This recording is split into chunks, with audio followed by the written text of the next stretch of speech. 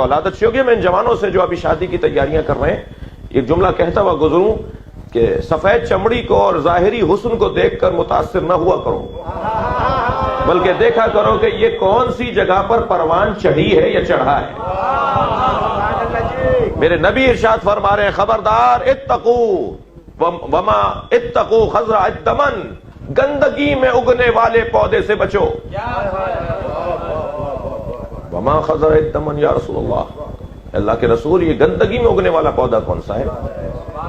فرمایا المرأۃ الحسنہ، وہ خوبصورت لڑکی فی منبت سوء، جو برے ماحول میں پروان چڑھی ہو، وہ تمہاری نسلوں کو بگاڑ دے گی.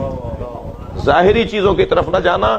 تمہیں اللہ نے انسان بنایا ہے، حیوان نہیں بنایا. یہ صرف حیوان کا کام ہے کہ جو اپنی تسکین کی خاطر کچھ بھی کر بیٹھتا ہے. انسان کے اوپر اللہ نے عقل کو غالب رکھا ہے، احساسات کو غالب نہیں رکھا. بس اگر میرے احساسات میری عقل پر غالب آ جائیں تو میں جانور ہو جاتا ہوں، اور اگر میری عقل میرے احساسات پر غالب آ جائے تو میں فخر ملائکہ ہو جاتا ہوں. پھر یہ مقام آتا ہے،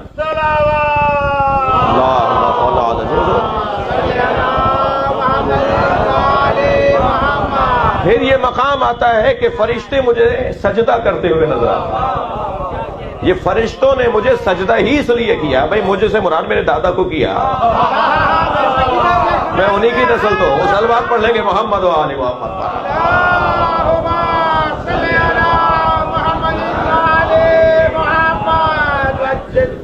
توجہ ہے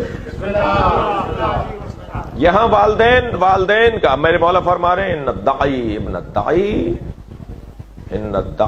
الداعی قد رکض بین اسرتین، وہ جذبت کردار عورت کی اولاد نے دو راہیں پہ کھڑا کر دیا. مولا حسین فرما رہے ہیں مجھے اس نے دو راہیں پہ کھڑا کر دیا. بین الذلۃ و ذلہ، میں ذلت کی زندگی گزاروں یا عزت کی موت اپناؤں. میں اس دو راہیں پہ کھڑا ہوں. مولا حسین فرما رہے ہیں جی میں صلہ کی طرف جاؤں یا ذلہ کی طرف جاؤں، یعنی عزت کی موت پاؤں یا ذلت کی زندگی. یہ جملہ کہہ کے فوراً فرمایا ہے ہاتھ من الذلہ، اور یقین رکھو کہ ذلت اہل بیت سے دور ہے. ہم عزت کی موت تو پا سکتے ہیں، ذلت کی زندگی نہیں ہو سکتی.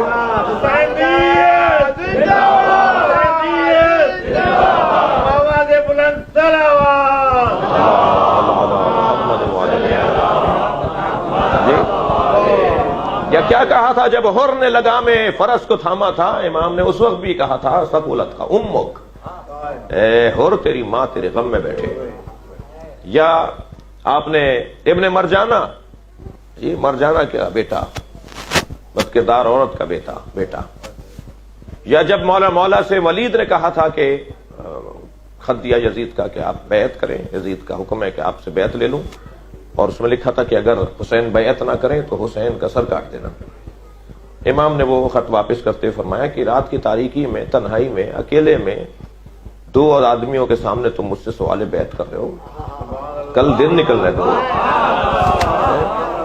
نکلنے دو، سارے مدینے کو بلاؤ، سارے شہر کو بلا کر مجھ سے یہی سوال کرو. یہ اجتماعی مسئلہ ہے نا بھائی بیعت کا مسئلہ اجتماعی مسئلہ ہے نا. میں تائید کروں گا تو حکومت مضبوط ہو جائے گی، میں تائید نہیں کروں گا تو حکومت گر جائے گی. سب نے بیعت کر لی، میں کروں نہ کروں تمہاری صحت پہ کیوں اثر پڑ رہا ہے؟ کم سے کم حسین ابن علی نے یہ جواب دے کر بتایا کہ کوئی ہوتا ہے جو جان کائنات ہوتا ہے، جو روح سماج ہوتا ہے، جو روح سماج ہوتا ہے، جس کے بغیر سماج نہیں ہوتا. سب نے بیعت کر لی، اب کیا فرق پڑتا اگر امام حسین بیعت نہ کریں؟ لیکن حسین کے بیعت کرنے سے ہی حکومت بنے گی، حسین کی بیعت نہ کرنے سے حکومت گرے گی. یعنی سب کی بیعت کے بعد ایسا لگ رہا ہے ایسے جیسے میری حکومت بنی نہیں ہے. تبھی تو امام حسین سے بیعت مانگ رہا ہے نا. حضرت فرمایا کل سب کے سامنے، پورے شہر کے سامنے مجھ سے سوال بیعت کرنا، اور پھر میں تمہیں جواب دوں گا. یہ کہہ کر امام لوٹ رہے تھے کہ مروان نے کہا کہ اگر آج حسین چلے گئے تو پھر تمہارے ہاتھ نہیں آئیں گے، بیعت نہیں لے پاؤ گے. مروان ابن حکم نے جب ولید سے کہا تو حضرت مڑے اور حضرت نے وہاں بھی یہ جملہ فرمایا اتقتلنی انت ام ہوا یا ابن درقہ، اے نیلی آنکھوں والی کی اولاد. مشہور تھی مشہور تھی نیلی آنکھوں والی. اب یہ کیوں یہ سارے جملے میں اس پہلو کی طرف کیونکہ ہم پر سوال ہوتا ہے کہ یہ شایان شان نہیں ہے, یہ شایان شان نہیں ہے کہ امام حسین جو ہے وہ کسی کی ماں کو ایسے مخاطب کریں, مولا علی کسی کی ماں کو مخاطب کریں, مولا علی کسی کے باپ کو مخاطب کریں. جی یہ شایان شان نہیں ہے اہل بیت کے لیے, وہ اس گھرانے کے لیے. تو اس کا دوسرا پہلو میں عرض کر رہا ہوں, جس پہلو سے یہ بات واضح ہوگی کہ شایان شان ہے, اس لیے کہ حسین ابن علی ماں باپ کو ٹھیک کر رہے ہیں تاکہ نسلیں ٹھیک ہو جائیں.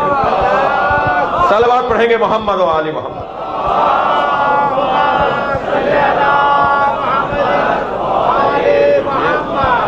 وہاں بھی حضرت نے یہی فرمایا تھا, اتقتلنی انتا, تم مجھے مارو گے, یا ام ہوا, یا یہ مارے گا نیلی آنکھوں والی کی اولاد.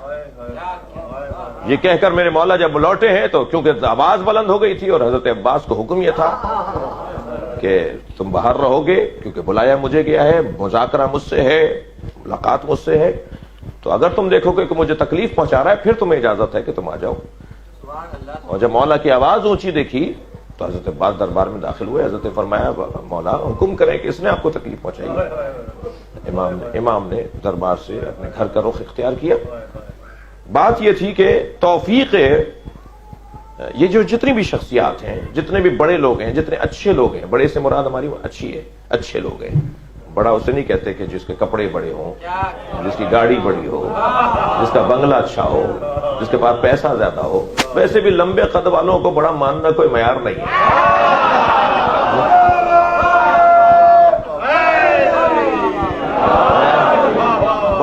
بڑا تو کردار سے ہوتا ہے, بڑا تو رویوں سے ہوتا ہے, بڑا تو حلم اور بردباری سے ہوتا ہے, بڑا وہ اپنے علم سے ہوتا ہے. بڑا اور چھوٹا انچی ٹیپوں سے نہیں ناپا جاتا, فٹوں سے نہیں ناپا جاتا, بلکہ حلم اور بردباری سے ناپا جاتا. میرے مولا فرما رہے ہیں یخبرکم حلمہم عن علمہم, اہل بیت کا حلم ان کے علم کا پتہ بتائے گا. کون کتنا بڑا عالم ہے یہ لباس سے طے نہیں پائے گا. میں یہ لباس پہن کر آپ کی خدمت میں آیا ہوں, یہ دونوں تو میرے عزیز ہیں, بڑے ہیں, مجھ سے محترم ہیں, مجھ سے زیادہ متقی اور عالم ہیں جی, لیکن اس حلیے سے کوئی عالم نہیں ہوتا. یہ تو ویسے بھی نوکروں کا لباس ہے. حضرت آیت اللہ بہجت سے کسی طالب علم فاضل عالم دین ان سے ملنے کے لیے گئے, انہوں نے کہا تم امامہ کیوں نہیں پہنتے؟ ان کے شاگرد تھے درس خارج کے طالب علم, انہوں نے پوچھا تم امامہ کیوں نہیں پہنتے؟ تو انہوں نے کہا حضور میں قابل نہیں ہوں, اہل نہیں ہوں اس لباس کا. تو حضرت آیت اللہ بہجت نے اپنی پیشانی پہ ہاتھ مارتے ہوئے فرمایا مگر میں قابل ہوں. قابل تو صرف اہل بیت ہے. یہ لباس قابلوں کا نہیں ہے, نوکروں کا ہے. بس اگر یہ بات میں اپنے ذہن میں بٹھا لوں تو نوکر وہی اچھا ہوتا ہے جو مالک کا خیال رکھتا ہو. غور فرمائیں گے, جتنا میں مالک کا خیال رکھوں گا اتنا ہی مالک کے چاہنے والے مجھ سے راضی رہیں گے. میں آپ کو راضی کر کے مالک کو ناراض کر دوں تو آپ بھی ناراض ہو جائیں گے, وہ بھی ناراض رہے گا. اور اگر میں مالک کو راضی کروں تو اسی کا کام ہے کہ آپ کو مجھ سے راضی رکھے. اور فرما رہے ہیں